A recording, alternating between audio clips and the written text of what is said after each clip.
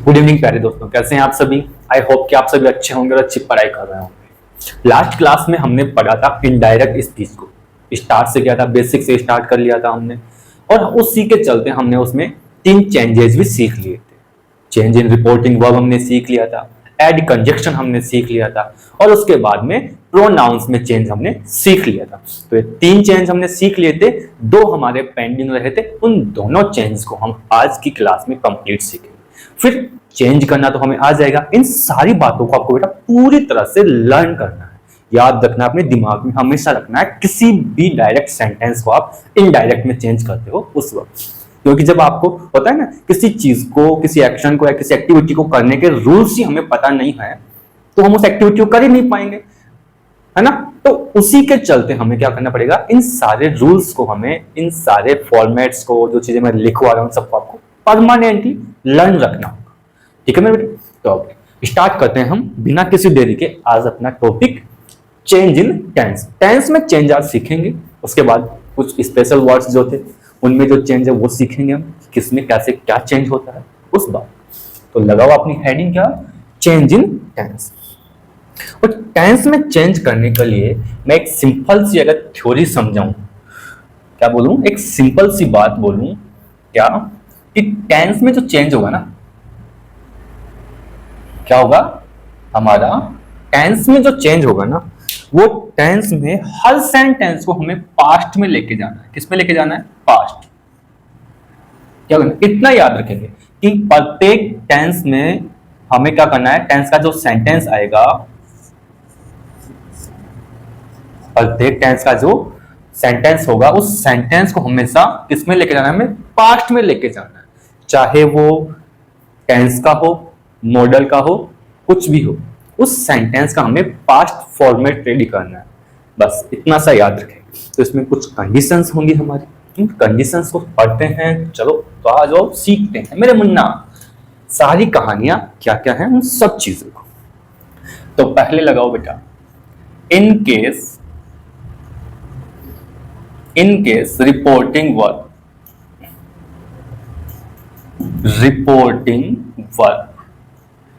In present.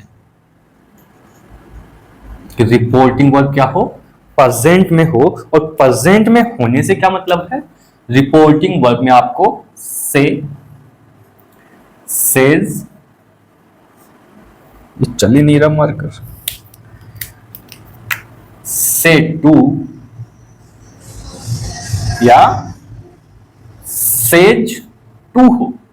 अगर इनमें से कोई एक रिपोर्टिंग वर्ब में आपको मिलता है तो उस केस में हम क्या मानेंगे, रिपोर्टिंग वर्ब को प्रेजेंट में मानेंगे। और रिपोर्टिंग वर्ब अगर आपकी प्रेजेंट में है तो रिपोर्टेड स्पीच के टेंस में कोई चेंज नहीं होगा। लिख लो बेटा, क्या, टेंस में लिख लो, पूरा लिख लो, चेंज इन टेंस, है ना। क्या करोगे, नो, टेंस का चेंज नहीं होगा। इसके अलावा रिपोर्टिंग वर्ब में चेंज होगा। प्रोनाउन का चेंज,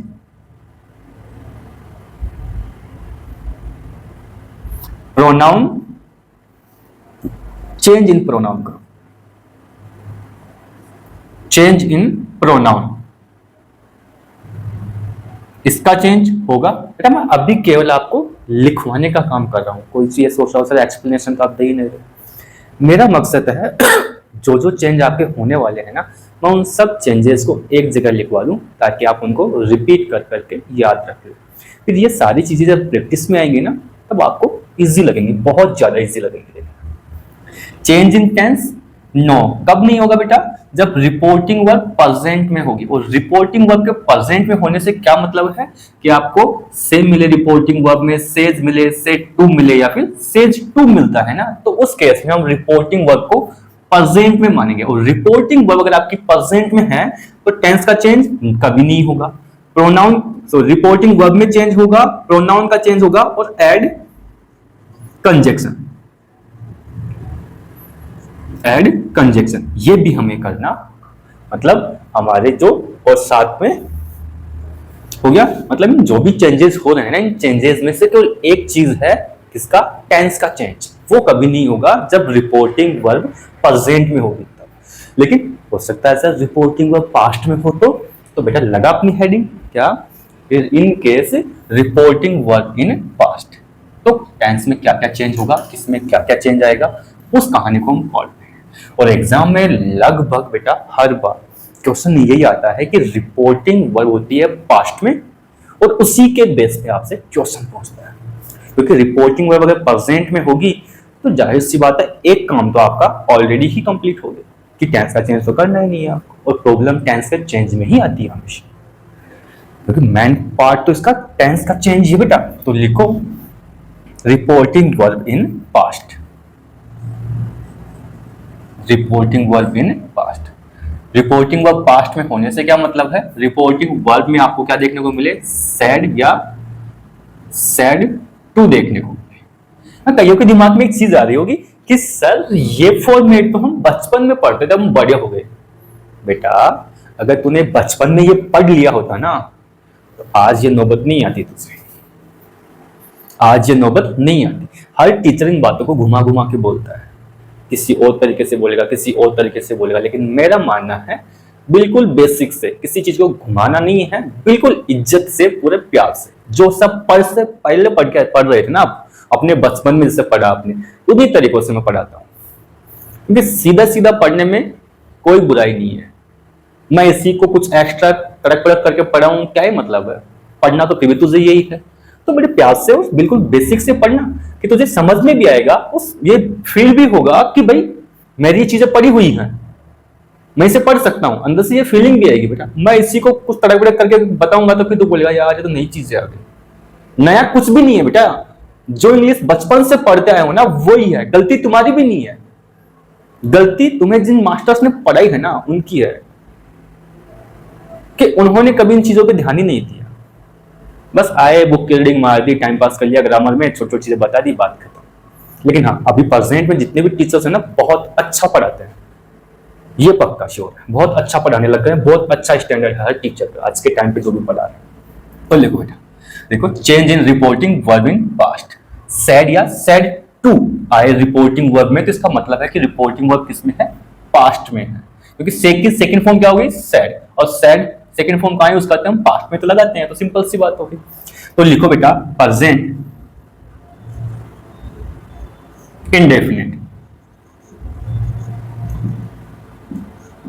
प्रेजेंट इंडेफिनिट टेंस। अब प्रेजेंट इंडेफिनिट में क्या क्या आता है भाई, सर वर्ब की फर्स्ट फॉर्म या वर्ब की फर्स्ट फॉर्म में एस या ईएस, एक तो ये फॉर्मेट होता है, दूसरा डू डज के साथ में वर्ब की फर्स्ट फॉर्म आती है। तो इस प्रेजेंट इंडेफिनिट को हम चेंज करते हैं किसमें, पास्ट इंडेफिनिट। प्रेजेंट इंडेफिनिट को किसमें चेंज करते हैं, पास्ट इंडेफिनिट टेंस। पूरा एक साथ लिखवा रहा हूं, लिख लो। तो बेटा ये क्या हो जाएगा, या तो वर्ब की सेकंड फॉर्म या डिड के साथ में वर्ब की फर्स्ट फॉर्म में। हो गया, फिर आगे देखो बेटा, ये पहला हो गया। दूसरा present continuous tense, present continuous tense. तो इसको हम चेंज करते हैं किसमें, पास्ट कॉन्टिन्यूअस टेंस में, पास्ट कॉन्टिन्यूअस टेंस में। इट मींस यहां इज, एम, आर के साथ में वर्ब की फर्स्ट फॉर्म प्लस आईएनजी ये होगा। तो इसे हम क्या करेंगे, वॉच वर्ब के साथ में वर्ब की फर्स्ट फॉर्म प्लस आईएनजी में चेंज कर दें, समझ गए। फिर इसके बाद में हमारा आता है क्या, नंबर थर्ड पे प्रेजेंट परफेक्ट टेंस। इसको हम चेंज करते हैं किसमें, पास्ट परफेक्ट टेंस में। पास्ट परफेक्ट टेंस में यहां हैज और हैव होता है मेरे मुन्ना, क्या होता है, हैज हैव के साथ में थर्ड फॉर्म होती है। इस हैज हैव के साथ थर्ड फॉर्म को हम चेंज कर देते हैं किसमें, हैड प्लस में थर्ड फॉर्म, हैड प्लस में थर्ड फॉर्म में चेंज कर देते हैं। समझ में आया? एक बार मैं थोड़ा सा देख लूं नीचे जगह है क्या मेरे पास, अरे बहुत जगह है। यहां देखो बेटा, इसके बाद आता है नंबर 4 पे कौन सा, प्रेजेंट परफेक्ट कॉन्टिन्यूस। क्या है, प्रेजेंट परफेक्ट कॉन्टिन्यूस। इस प्रेजेंट परफेक्ट कॉन्टिन्यूस को हम चेंज कर देते हैं किसमें, पास्ट परफेक्ट कॉन्टिन्यूस में। पास्ट परफेक्ट कॉन्टिन्यूस में चेंज कर देते हैं। इट मींस हैज या हैव, हैज हैव प्लस में बीन और प्लस में वर्ब की फर्स्ट फॉर्म प्लस आईएनजी। इसको हम क्या करते हैं, हैड प्लस में बीन और वर्ब की फर्स्ट फॉर्म में आईएनजी, इसमें चेंज कर देते हैं। तो समझ में आया? यहाँ पे एक सिंपल से, एक मैंने भी थॉट बोला था, एक बात बोली थी कि आपका जो प्रेजेंट है वो पूरी तरह से पास्ट में चेंज हो रहा है। सेम टेंस प्रेजेंट इंडेफिनिट बेटा चेंज हुआ किसमें, past indefinite. Present continuous tense change हुआ पास्ट कॉन्टिन्यूअस में। प्रेजेंट परफेक्ट टेंस चेंज हुआ पास्ट परफेक्ट टेंस। और प्रेजेंट परफेक्ट कॉन्टिन्यूअस चेंज किसमें हुआ, पास्ट परफेक्ट कॉन्टिन्यूअस में चेंज हो। सिंपल सी कहानी है बहुत, पूरा का पूरा प्रेजेंट ऐसे कैसे किसमें चेंज हो गया, पास्ट में चेंज हो गया। तो ये बात लिख ली। चलो मैं इसके रफ कर दूं क्योंकि आगे वाले तो पढ़ने हैं ना मैं। इसके बाद हो सकता है सर पास्ट इंडेफिनिट आ जाए हमारा, क्या आ जाए, पास्ट इंडेफिनिट। तो पास्ट इंडेफिनिट में क्या करोगे भाई, देखते हैं भाई क्या करेंगे। लो बेटा लिखो, तो 4 हो गए। नंबर 5 पे पास्ट इंडेफिनिट।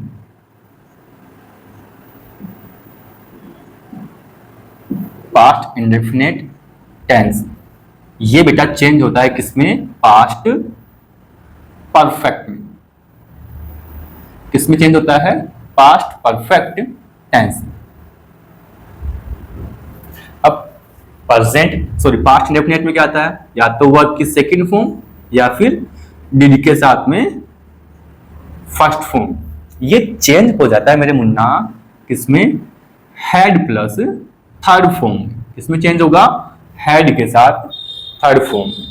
और इसके बाद में नंबर 6 पे कौन आता है, पास्ट कॉन्टिन्यूअस। कौन आता है, पास्ट कॉन्टिन्यूअस। इसे हम चेंज कर देते हैं पास्ट परफेक्ट में। पास्ट परफेक्ट कॉन्टिन्यूअस है ना बेटा। अब पास्ट कॉन्टिन्यूअस में क्या आता है, तो वॉज और वर्ब के साथ में वर्ब की फर्स्ट फॉर्म प्लस आईएनजी होता है, यही होता है। तो इससे हम चेंज कर देते हैं किसमें, हैड बीन और प्लस में वर्ब की फर्स्ट फॉर्म के साथ आईएनजी, इसमें चेंज हो जाता है। नंबर 7 पे आता है कौन सा, past perfect. Past perfect tense. तो बेटा पास्ट परफेक्ट में सिंपल सा लिख लो क्या, नो चेंज। इट मींस इसका मतलब क्या हुआ, जो इसमें हैड के साथ में थर्ड फॉर्म आएगी ना मेरे मुन्ना, वो as it is had plus third form में ही रहेगी, उसमें कोई चेंज नहीं होगा। और नंबर 8 पे आता है बेटा कौन सा, past perfect continuous, past perfect continuous. तो पास्ट परफेक्ट कॉन्टिन्यूस में क्या होता है बेटा? No change, no change. तो यहां लिख लो हैड प्लस में बीन और वर्ब की फर्स्ट फॉर्म प्लस आईएनजी, इसमें भी कुछ भी चेंज नहीं होता। यह भी as it is had plus में बीन और प्लस में वर्ब की first form plus ING, as it is same में ऐसे के ऐसे रहता है। समझ में आया? देखो पास्ट परफेक्ट टेंस में चेंज क्यों नहीं होता बेटा? इससे ज्यादा हम इन दोनों से ज्यादा डीप हम जा ही नहीं सकते। क्या कहा मैंने? पास्ट परफेक्ट और परफेक्ट कॉन्टिन्यूअस, इन दोनों से ज्यादा डीप हम जा ही नहीं सकते। आप सोचते हो ना, सोच के देखो एक बात, इस बात को, किसी भी एक्शन को लास्ट आप पास्ट परफेक्ट में लेके जा सकते हो, उसके बाद में कोई टेंस बनता है? नहीं बनता सर। इससे ज्यादा डीप पास्ट हो ही नहीं सकता सर। तो डीप पास्ट हो ही नहीं सकता, तो लास्ट स्टेज पे जाके खड़े हो गए तो उसमें क्या बदलाव होगा? कुछ भी बदलाव नहीं होने वाला। सिंपल सी कहानी है। ऐसे पास्ट परफेक्ट कंटीन्यूअस का कि लास्ट फाइनल स्टेज है और फाइनल स्टेज में कोई भी बदलाव नहीं हो पाता। ठीक है, तो इसको लिखो बेटा। लिख लिया आपने? चलो इसको मैं रफ करता हूं अब। इसके बाद में आपका क्या आता है बेटा? फ्यूचर। लेकिन फ्यूचर में अगर मैं बात करूं तो इसको मॉडल के साथ ही पढ़ लेते हैं बेटा। किसके साथ में? मॉडल्स के साथ में। क्यों मॉडल्स के साथ क्यों बोल रहा हूं? क्योंकि देखो बेटा, फ्यूचर टेंस क्या होता है? एक मॉडल टेंस होता है। क्या होता है बेटा? मॉडल। एक बार थोड़ी सी फ्यूचर के बारे में देख लो बेटा वापस से। फ्यूचर टेंस, फ्यूचर में क्या होता है बेटा? विल और शैल, विल और शैल इन दोनों का यूज करते हैं हम। क्या करते हैं? विल शैल का यूज करते हैं। और अगर विल शैल का आप यूज करते हैं बेटा तो हमें क्या करना होता है? इनका पास्ट करते हैं। क्या करते हैं? पास्ट। हमने तो यही कहा है ना कि प्रत्येक चीज का हम क्या करते हैं? पास्ट करते हैं। तो पास्ट करेंगे तो क्या आ जाएगा? वुड और शुड। क्या हो जाएगा? शुड। यही तो करना है। मतलब फ्यूचर का कोई सा भी अगर सेंटेंस आता है तो केवल उसके helping verb it means will और शैल में चेंज होने वाला है। बाकी सेंटेंस प्रोनाउन का चेंज जो पहले कर रहे थे वैसे ही वो मॉडल में भी हमें करना पड़ेगा। अदर जो वर्ड्स हैं उनका चेंज भाई वो जो पहले भी कर रहे थे तो तब भी करना पड़ेगा, मॉडल में भी करना पड़ेगा हमें। तो सिंपल सी बात है, अगर विल और शैल में ही चेंज हो रहा है तो मॉडल के साथ ही पढ़ लेते ना, क्योंकि सेम कंसेप्ट है, कोई बदलाव होने वाला ही नहीं। तो लिख लो बेटा चेंज इन मॉडल्स। लिखो चेंज इन मॉडल्स, लगाओ हेडिंग चेंज इन मॉडल। और मॉडल्स में चेंज लगा के लिखो बेटा क्या? कैन का चेंज किस में होगा? कुड में। मे का चेंज किस में होगा? माइट।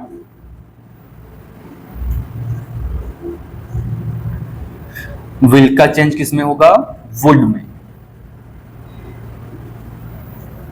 सेल का चेंज किस में होने वाला है? शुड में।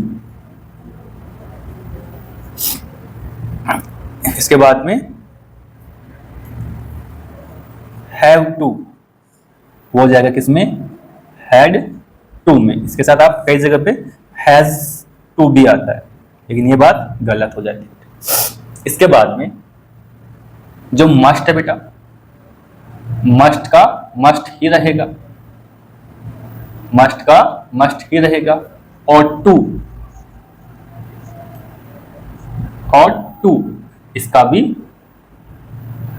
और टू ही रहने वाला है, कोई बदलाव होगा नहीं। फिर एक बात ध्यान रखना बेटा, यहां मस्ट का कभी कभार कई बुक्स में शुड भी किया हो जाता है। मतलब सिंपल सी बात है ऐसा कि अगर सेंटेंस में कंपल्सन चेंज हो रहा हो, कम हो रहा हो, तो कई बार एग्जामिनर क्या करता है आपको लिए, कई बार एग्जामिनर क्या कर देता है कि आपको ऑप्शन में मस्ट नहीं देता, मस्ट की जगह पे वो शुड लगा देता है। क्या कर देता है? मस्ट की प्लेस पे शुड को ले आता है और हम कंफ्यूज हो जाते हैं कि सर मस्ट तो इसमें है ही नहीं, तो अब हम क्या करें? तो याद रखना इनडायरेक्ट स्पीच में मस्ट की जगह पे शुड आ सकता है, मस्ट की जगह पे शुड का यूज हम कर सकते हैं, लेकिन बात याद रखेंगे मैंने क्या कहा, ऑप्शन में अगर मस्ट दे रखा है ना तो मस्ट को चूज करना है, ऑप्शन में अगर मस्ट नहीं है तो स्टूडेंट के पास जाना है। समझ गए बात को? चलो आज तो ये आपका क्या हो गया, मॉडल्स का चेंज। लेकिन बेटा याद रखना, जो मैन वर्ब आती है, क्या मैन वर्ब, मैन वर्ब में कोई चेंज नहीं होने वाला बेटा, नो चेंज। मतलब डायरेक्ट सेंटेंस में बी वर्ब की फर्स्ट फॉर्म आती है तो इनडायरेक्ट में भी आपको वर्ब की फर्स्ट फॉर्म ही लगानी है बेटा। कैसे? देखो बेटा, बेटा ये सारे मॉडल हैं, ये सारे भी मॉडल ही हैं बेटा, ये भी मॉडल ही है तो ये भी मॉडल ही है सर। तो मॉडल्स के साथ तो चाहे वो प्रेजेंट का मॉडल हो या पास्ट का मॉडल हो, सबके साथ में हम क्या लगाते हैं, वर्ब की फर्स्ट फॉर्म ही तो लगाते हैं। इसमें कभी कोई बदलाव नहीं होता मेरे मुन्ना। समझ में आई बात? चलो बेटा, तो ये बात अगर समझ में आई तो मैं इसे रफ कर दूं, मैं थोड़ा सा पानी पी लेता हूं, फिर हम अगले कंसेप्ट पे चलते हैं हमारे। और अगला कंसेप्ट हम सीखेंगे कि जो स्पेशल वर्ड्स थे हमारे, उनमें बदलाव को सीखते हैं।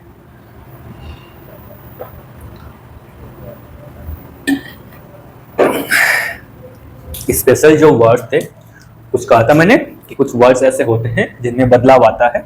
फिर हमारे ये कंसेप्ट तो पूरे हो जाएंगे, फिर आपको वन बाय वन एक एक सेंटेंस लेके उनमें चेंज कर करके बताऊंगा कि देखो मैंने ये चीज लिखवाई थी, ये चीज लिखवाई थी आपको। हाँ, मैंने एक सेंटेंस छोड़ दिया मैंने मुन्ना, कौन से वाला, इंपेरेटिव। इंपेरेटिव सेंटेंस को चेंज करना मैंने आपको नहीं सिखाया, ना इसमें रिपोर्टिंग वर्ब का चेंज लिखा है, ना कंजक्शन का लिखाया है, ना आगे सेंटेंस जो आएगा रिपोर्टेड स्पीच का उसमें कुछ जो चेंजेस होंगे वो नहीं लिखवाए बेटा, उसको मैंने अलग से रखा हुआ है, क्योंकि इसमें ले आऊंगा तो फिर मेरा कचरा हो जाएगा। इनमें चेंज एक जैसा है और वो थोड़ा उसमें चेंज दूसरे तरीके से होता है, तो उसको मैंने रिजर्व रखा हुआ है आपके लिए, रिजर्वेशन करवा रखा है ना, उसके लिए मैंने रिजर्व किया हुआ, अलग से अलग से पढ़ेंगे उनको, इंपेरेटिव सेंटेंस को हम अलग से पढ़ेंगे। ठीक है मेरे बेटा, तो हम स्टार्ट करते हैं अपने अगले टॉपिक नंबर 5 पे। नंबर 5 पे क्या है, चेंज इन सम वर्ड्स। तो ऐसे तो ये वर्ड्स बहुत सारे हैं, ऐसे तो ये वर्ड बहुत सारे हैं जिनमें बदलाव आता है, चेंज होता है, लेकिन इनमें जो इंपॉर्टेंट हैं, जो बार बार एग्जाम्स में रिपीट होते हैं, या फिर एक ग्रुप बना देंगे काफी सारे वर्ड्स का जो आपको याद रखने के लिए इजी बन जाए, वो सारे मैं आपको आज लिखवा देता हूँ। जो बार बार एग्जाम में रिपीट हो रहे हैं ना, उन सारे वर्ड्स को तो मैं आज लिखवा देता हूँ। और बाकी इसके अलावा अगर आप ये वर्ड याद रखोगे तो आगे और जो अदर होंगे उनको भी आप चेंज करना सीख जाओगे। तो देखो बेटा, सबसे पहले लिखो नाउ। अगर आपको ऐसे लिखो इसको डायरेक्ट, और इसे चेंज करना है किसमें, इनडायरेक्ट, ऐसे लिखो ताकि पता भी चले। तो पहला क्या है बेटा, नाउ।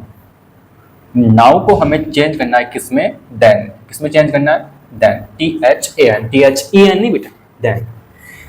इसके बाद में बेटा हियर को हम चेंज करेंगे किसमें, दियर। किसमें चेंज करेंगे, दियर। फिर इसके बाद में टुडे, टुडे को दैट डे। इसके अलावा टू नाइट, टू नाइट, इसको हम चेंज कर देंगे किसमें, दैट नाइट। टू नाइट को किसमें चेंज कर देंगे, दैट नाइट में चेंज कर देंगे। इसी के साथ अब देखो बेटा, यस्टरडे,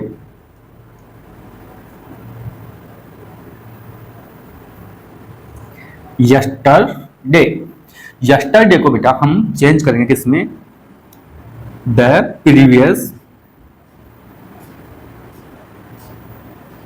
डे, या फिर the day before, the day before. दो वर्ड्स में यस्टरडे इसमें भी चेंज होगा और इसमें, दोनों में से किसी एक में चेंज हो सकता है, याद रखें। अब देखो बेटा, इधर आओ आप, यहां मैं कुछ आपको बताऊं। देखो, यस्टरडे, इसके साथ में बेटा मैं नाइट, इवनिंग, है ना, मॉर्निंग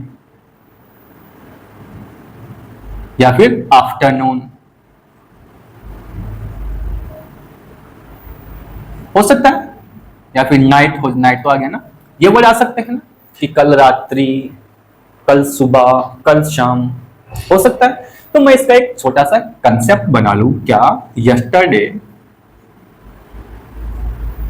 यस्टरडे प्लस में इनको हम टाइम लिख लें, क्या लिख लें, इनको याद रखेंगे कि इनको हमने क्या लिख लिया, टाइम लिख लिया। तो हमारा कंसेप्ट बन गया, क्या कंसेप्ट बन गया, कि यस्टरडे,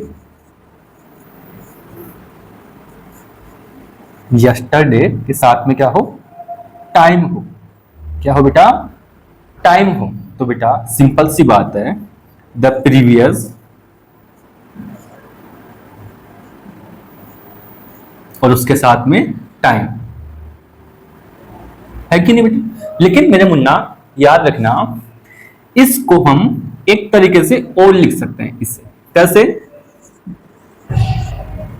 यस्टर, इसके साथ में क्या हो, नाइट, मॉर्निंग, इवनिंग, आफ्टरनून,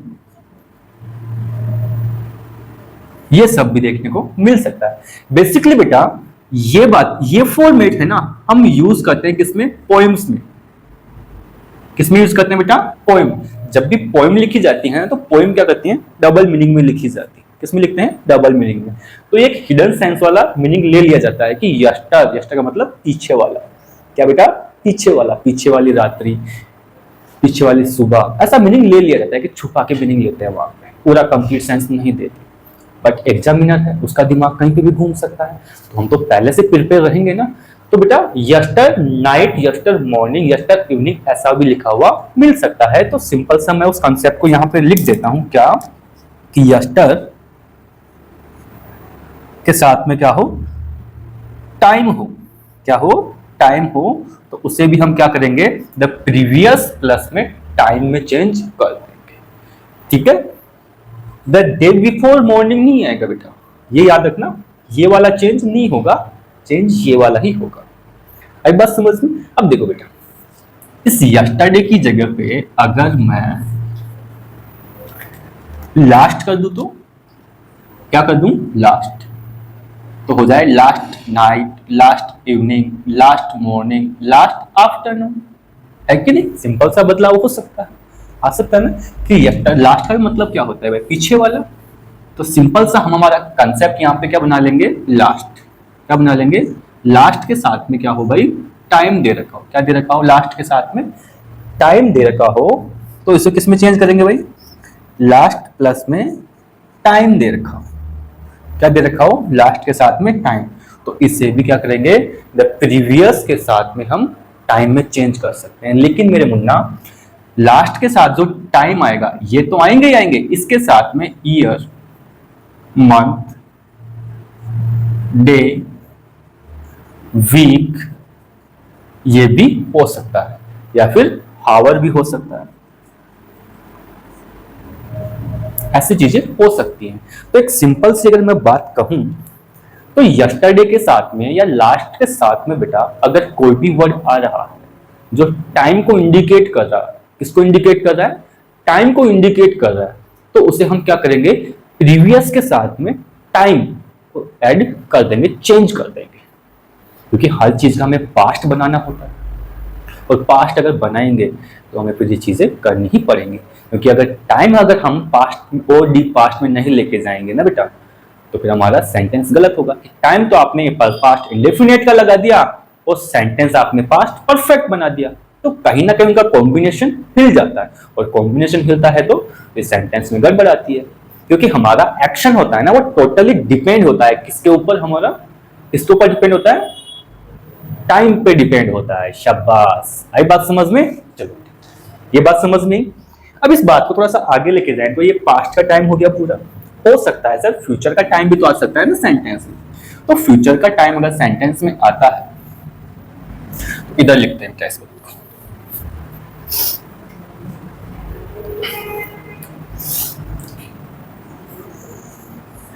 तो लो बेटा डायरेक्ट में क्या आएगा और उसे हम चेंज करेंगे किसमें, इनडायरेक्ट। किसमें चेंज करेंगे, इनडायरेक्ट। तो बेटा मेरे एक बात बताओ, डायरेक्ट में क्या आएगा, टुमारो। क्या आएगा, टुमारो। टुमारो क्या होता है, आने वाला कल, और आने वाले को, आगे चलने वाले को हम क्या करते हैं, फॉलो करते हैं। क्या करते हैं, फॉलो। तो फॉलो से क्या बन गया, द फॉलोइंग डे। क्या बन गया, द फॉलोइंग डे। अब वही चीज जो यस्टरडे के साथ में कर रहे थे हम, क्या कि सर हो सकता है टुमारो के साथ में क्या हो, टाइम हो। क्या हो, टाइम हो। और टाइम को हमने बताया morning, evening, morning, evening, night, afternoon, हो सकता है ये। तो इसे क्या करेंगे हम, लिख लो यहां पे टुमारो। टुमारो के साथ में क्या हो, टाइम दे रखा हो। क्या हो, टाइम। तो इससे हम क्या करेंगे बेटा, द फॉलोइंग के साथ में क्या लगा देंगे, मॉर्निंग, सॉरी टाइम। क्या कर देंगे, टाइम। भाई टुमारो को तो किसमें कर दिया, फॉलोइंग, और टाइम को एज इट इज मैंने रख दिया। अब बेटा टुमारो के प्लेस पे हम नेक्स्ट भी तो लगा सकते हैं ना। नेक्स्ट के साथ में क्या आ रहा हो, टाइम आ रहा हो। तो बेटा इसमें थोड़ा सा और ऐड हो जाएगा, क्या, ईयर, मंथ, डे, वीक, ये भी ऐड हो जाएगा। मतलब next morning, next evening, next night, next afternoon, next year, next month, next day और नेक्स्ट वीक, ये भी तो ऐड हो सकता है ना उसमें। और अगर ये सारी चीजें ऐड हो रही हैं तो सिंपल सा लिख लो बेटा, क्या, नेक्स्ट के साथ में टाइम। और नेक्स्ट के साथ में मेरे मुन्ना अगर टाइम आ रहा, क्या आ रहा है, नेक्स्ट के साथ में टाइम आ रहा है, तो उसको कर देंगे किसमें, फॉलोइंग के साथ में टाइम में चेंज कर दिया जाए। सारी बात समझ में अब हो गया ये।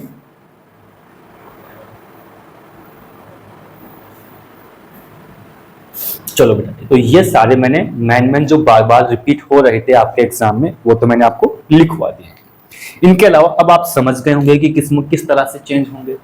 अब आप समझ गए होंगे कि किसमें किस तरह से चेंज होने वाला है। और अगर आपको सीख गए हैं तो आप किसी भी वर्ड में चेंज कर सकते हैं। इसका मतलब सिंपल सा है ना, क्या कि सर प्रेजेंट का दिख रहा है, नाउ यानी अभी, देन यानी तब, हियर का मतलब यहाँ, एक्टिविटी यहाँ की गई और कहीं दूसरी जगह चला गया तो बोल रहा हूँ डियर वहां पे, टुडे आज, दैट डे उस दिन, टू नाइट आज रात, दैट नाइट उस रात। तो बदलाव आता है। अभी के जो प्रेजेंट में एक्शन हुआ उसको हम पास्ट में दिखाएंगे तो हमारा वर्ड्स चेंज होगा बेटा, पास्ट का टाइम लेना होगा। तो सिंपल सी बात ये कहना चाह रहा हूं कि अगर सेंटेंस में प्रेजेंट का टाइम दे रखा है, प्रेजेंट का टाइम दे रखा है, तो उसे पास्ट में चेंज करना होगा। इस बात को याद रखें। और अगर पास्ट का टाइम है तो उसे पास्ट परफेक्ट में और डीप लेके जाना पड़ेगा। समझे? मैं मानता हूं कि यह बात क्लास आपको समझ में आएगी और जो मैं समझाना चाह रहा हूं वो सारी बातें भी आपको समझ में आई होंगी पूरी तरह से। इसी आशा के साथ आज की क्लास को हम यहीं पे रखते हैं। मिलते हैं फिर अगले लेक्चर में। तब तक आप मस्त होकर इस लेक्चर को लीजिए, पढ़िए, कंसेप्ट को बार बार रिपीट कीजिए। ठीक है मेरे दो बेटा, मिलते हैं फिर नए लेक्चर में। तब तक खुश रहो, मस्त रहो।